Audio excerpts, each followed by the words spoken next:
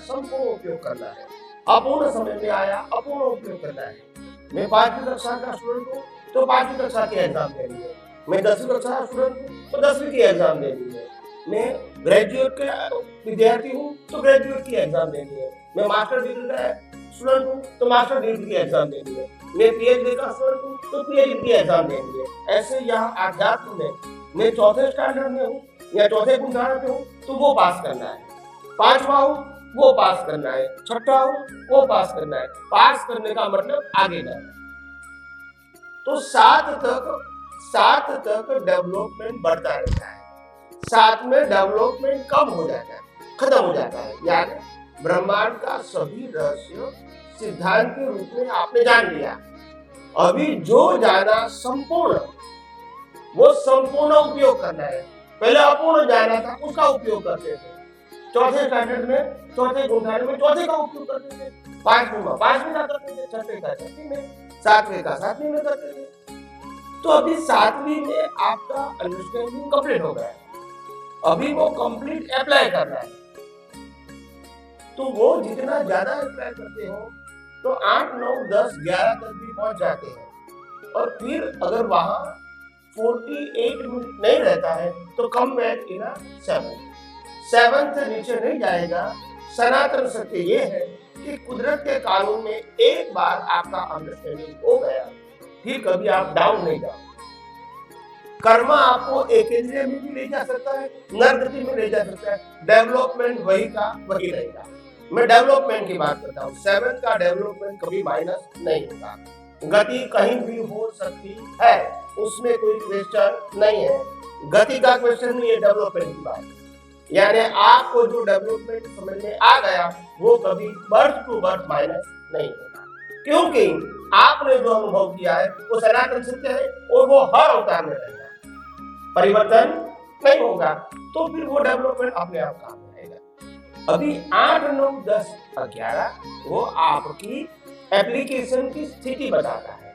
अगर मैंने थोड़े समय का उपयोग किया तो मैं 8वीं में गया, ज्यादा समय में उपयोग किया तो 9वीं में गया, और ज्यादा का उपयोग किया 10वीं में गया, और ज्यादा का उपयोग किया तो 11वीं में गया। मगर वो अगर 48 मिनट विदाउट ब्रेक नहीं रहा तो फिर कम बैक इन 7 से नीचे में डेवलपमेंट में नहीं जाऊंगा। मगर ऐसे करते करते स्नैक्स एंड लेडर, ऊपर चढ़ उतार करते करते करते बहुत प्रयास करते करते जागृति का उपयोग करते करते एक दिन ऐसा होता है वो शायद करके 48 मिनट का स्थिरता हो गई तो कन्वर्ट इन 48 मिनट ही हमको ये 7वें गुणधारे का डेवलपमेंट का उपयोग करना है मैक्सिमम। अगर 48 मिनट कर दिया तो 12वें चले गए, अभी परमानेंट हो गया।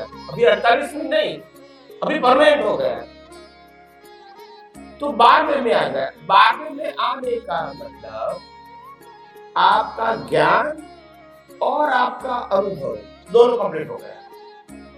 क्या हो गया? कंप्लीट हो गया। इसलिए आप 12 में आ गए। 12 का मतलब 12वां गुणधारा, वो डेवलपमेंट और अनुभव का अल्टीमेट गुणधारा। ये गुणधारे के बाद सिर्फ केवल ज्ञान है, यानी आत्मा का अनुभव, और कोई बीच में नहीं है। 12 के बाद 13 है। तो 12वां गुणधारा का मतलब होता है केवल दर्शन हो गया। केवल दर्शन का मतलब होता है रिलेटिव सत्य का ज्ञान खत्म हो गया, और रिलेटिव सत्य ही पाप पुण्य और प्रायश्चित के मार्ग को ले जाता है। जब रिलेटिव सत्य ही नहीं रहा तो कर्म बंध का कोई प्रश्न नहीं रहा। तो 12वें गुणधारे में आना और वो परमानेंट है, इसीलिए कम ज्यादा का प्रश्न नहीं है। यहाँ उपयोग पुरुषार्थ शब्द खत्म हो गया, उपयोग और पुरुषार्थ शब्द, और इसीलिए गलती होने की प्रश्न रहेगा नहीं। तो 12वें गुणधारे में आए तब अध्यात्म विज्ञान कहता है केवल ज्ञान का बीज लगेगा। तो जो बीज लगा उसका फल कब आएगा? नेक्स्ट बर्थ में। कुदरत का कानून है, कोई भी बीज का फल मिनिमम 1 बर्थ के बाद आता है, मैक्सिमम 8 बर्थ के बाद भी आ सकता है, मगर मिनिमम क्या है? 1 बर्थ। यानी अभी केवल ज्ञान का भी अभी रिजल्ट आएगा ये वक्त में, ये आध्यात्म विज्ञान में पॉसिबल नहीं है। बीज का फल मिनिमम नेक्स्ट बर्थ में आएगा। ओके, अभी जब नेक्स्ट बर्थ में केवल ज्ञान मेरा फिक्स हो गया बीज का फल के रूप में, अभी यहाँ अज्ञान खत्म हो गया अगले अवतार में, तो लास्ट बर्थ के अंदर जब मेरा बर्थ होगा तब माता के गर्भ में से ही स्पष्ट वेदन होगा। यानी शरीर और आत्मा दो ही रहेगा, प्रतिष्ठित आत्मा नहीं रहेगा, क्योंकि अज्ञान ही नहीं है और पुरुषार्थ भी नहीं है, तो फिर उनका रोल ही नहीं है, तो उनका एग्जिस्टेंस की जरूरत नहीं है। तो शरीर और आत्मा दो रहेगा और इसीलिए उसको स्पष्ट वेदन बनाया। अज्ञान होता है तो कर्टेन है, अज्ञान नहीं है तो कर्टेन नहीं है। इसलिए माता के गर्भ में से स्पष्ट वेदन का मतलब आत्मा का स्पष्ट अनुभव, मगर इसको केवल ज्ञान नहीं कहते। क्यों नहीं कहते हैं? फिर वही प्रिंसिपल 48 मिनट रहेगा तब केवल ज्ञान। मगर बात यह है कि अभी पुरुषार्थ तो है नहीं, तो क्या होगा? परिणाम है। तो कुदरत कहती है कि तुमको 48 मिनट रखने के लिए, ये जानकारी रखने के लिए आपको पुरुषार्थ करने की जरूरत नहीं है। मगर जो ड्यू डेट है, ड्यू टाइम है, ड्यू प्लेस है, उनके पहले ये परिस्थिति आना वो लॉ ऑफ नेचर है।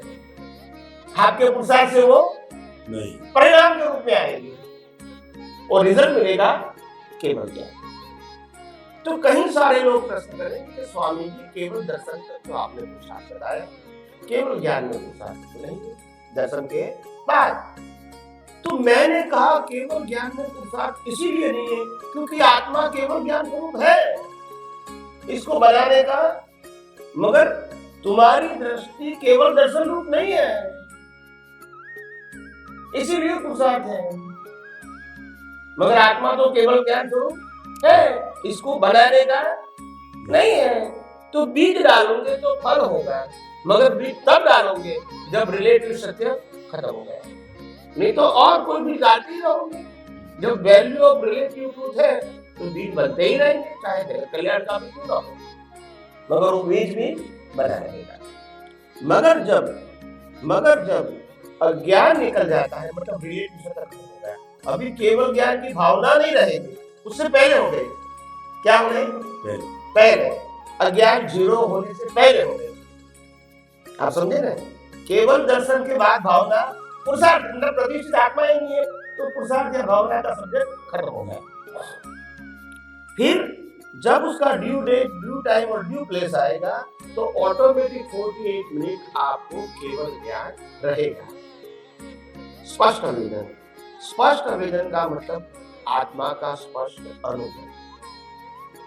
वो अनुभव में बीच में ऑटो मोड से दिख पाएगा because of due date, not because of your ignorance. तो ड्यू डेट के समय अपने आप वो 48 मिनट बाद में परमानेंट केवल ज्ञान, जैसे परमानेंट केवल दर्शन, वहां परमानेंट केवल ज्ञान।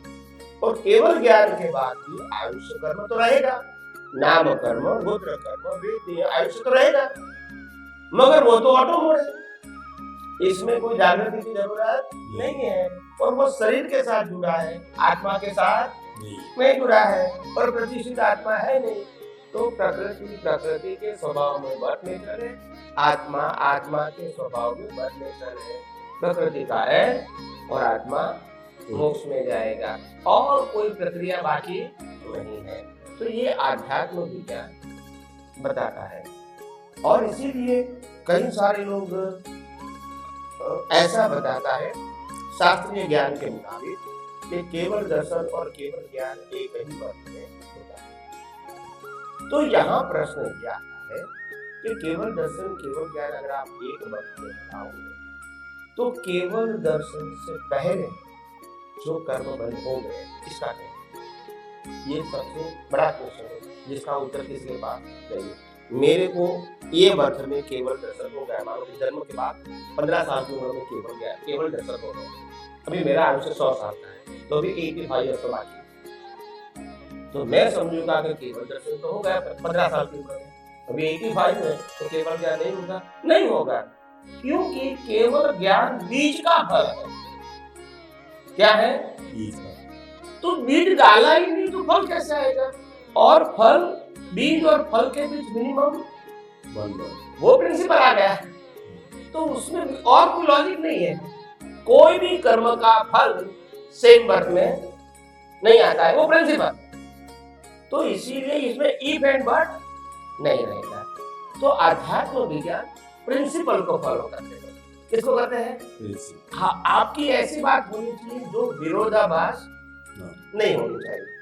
आपने पहले ही बता दिया कुदरत का कानून है, ये वर्ग का जो भी आपने भाव किया है, कर्म किया है, बीज है, उसका फल मिनिमम नेक्स्ट वर्ग में ही आएगा, मैक्सिमम 8 वर्ग में आ सकता है। फिर आप कहोगे कि आज का फल आज आएगा, तो प्रिंसिपल क्या हो गया? क्रॉस हो गया। तो फिर वो करेक्ट? आध्यात्म विज्ञान सनातन सिद्धांतों के ऊपर आधारित है, कोई व्यू पॉइंट के ऊपर आधारित नहीं है। तो इसीलिए उसमें क्लियर कहा गया है कि केवल दर्शन जो होगा वो वर्ग और केवल ज्ञान होगा वो वर्ग, दोनों क्या होगा? अलग अलग ही होगा, एक नहीं होगा। और आध्यात्म विज्ञान लास्ट वर्ग में प्रतिष्ठित आत्मा नहीं है, पुरुषार्थ नहीं है, इसीलिए गलती होने की संभावना नहीं है, इसीलिए केवल ज्ञान और विज्ञान दोनों पैरेलल ऑटोमोबाइल, उसमें कोई एफर्ट की जरूरत नहीं है लास्ट में। तो इस प्रकार से आध्यात्म विज्ञान में इस प्रकार से केवल दर्शन और केवल ज्ञान और विज्ञान की इसी प्रक्रिया सिद्धांत से बताई गई है। स्वामी जी आपका बहुत बहुत धन्यवाद। केवल ज्ञान केवल दर्शन उसी सेम बर्थ में नहीं होकर के जो उसके अंदर एक वर्ग का अंतर रहेगा। पहले केवल दर्शन जो अंतिम पुरुषार्थ है प्रतिष्ठित आत्मा का, वह होने के बाद के अंदर नेक्स्ट वर्ग में केवल ज्ञान होता है और उसके अंदर संपूर्ण जो है हमारे अज्ञान का विनाश हो जाता है। तब हमारे को केवल दर्शन होता है और केवल ज्ञान इसका परिणाम